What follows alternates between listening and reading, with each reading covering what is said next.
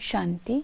31 जनवरी 2022 की साकार मुरली से होमवर्क। आज की मुरली से हम स्वमान लेंगे, मैं रूहानी परवाना हूँ। रूहानी परवाना अर्थात शम्मा पर मर मिटने वाला बाप समान।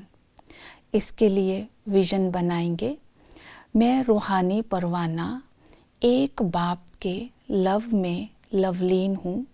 बाबा की हर शक्तियाँ, हर गुण मेरा संस्कार बनता जा रहा है और मैं बाप समान बनती जा रही हूँ।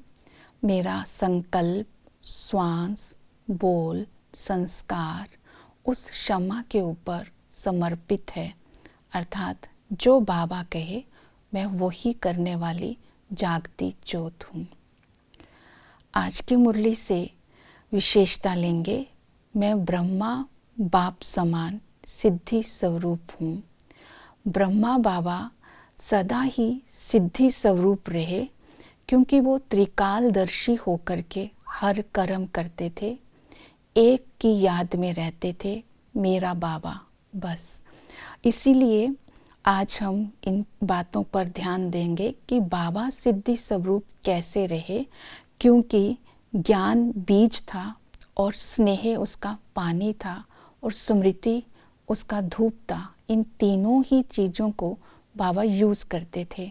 हम केवल नॉलेजफुल हो जाते हैं, लेकिन उतनी ही भावना नहीं होती, लगन नहीं होती, तो हम उसका स्वरूप नहीं बन पाते और सफलता नहीं प्राप्त कर पाते। तो सिद्धि स्वरूप का आधार है सिद्धांत को स्मृति में रखना।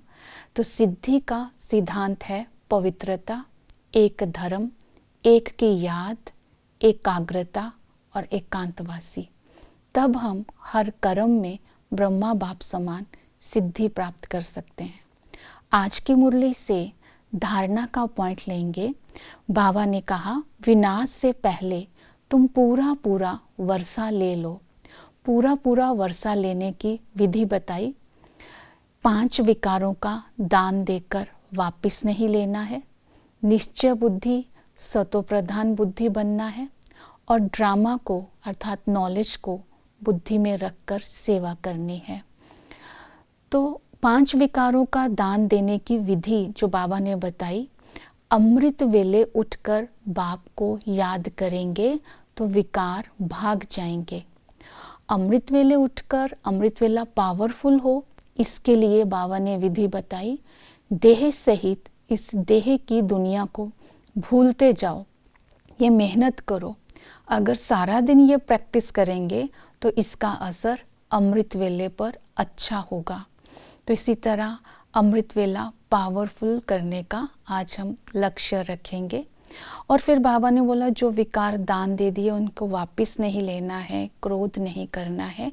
इस बात पर भी अटेंशन देना है कि दान की हुई चीज़ वापस नहीं लेनी है। निश्चय बुद्धि हो। निश्चय बुद्धि होकर के जब हम बाबा को याद करते हैं, तब हमारी स्थिति और ही पावरफुल हो जाती है। तो इसके लिए बुद्धि भी सतो प्रधान होनी चाहिए। तो बाबा ने ड्रामा की स्मृति दिलाई कि इस ड्रामा के वश में तुम आत्माएं हो। जैसे उसमें एक्टर चेंज हो सकते हैं नाटक में, इस ड्रामा में चेंज नहीं हो सकते हैं।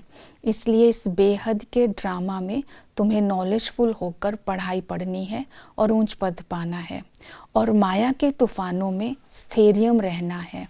तो इसी तरह बाबा की इस नॉलेज से आत्मा तर जाती है, सारी कामनाएं पूरी हो जाती है। तो ये स्मृति में होगा तो हम सेवा भी सहज कर सकते हैं कि क्षमा और परवाने में क्या अंतर है, सर्वव्यापी परमात्मा नहीं है, आत्मा क्या चीज़ है, इन सब बातों का ज्ञान दूसरों को दे सकते हैं। तब हम बाबा से पूरा वर्षा ले सकते हैं। ओम शांति।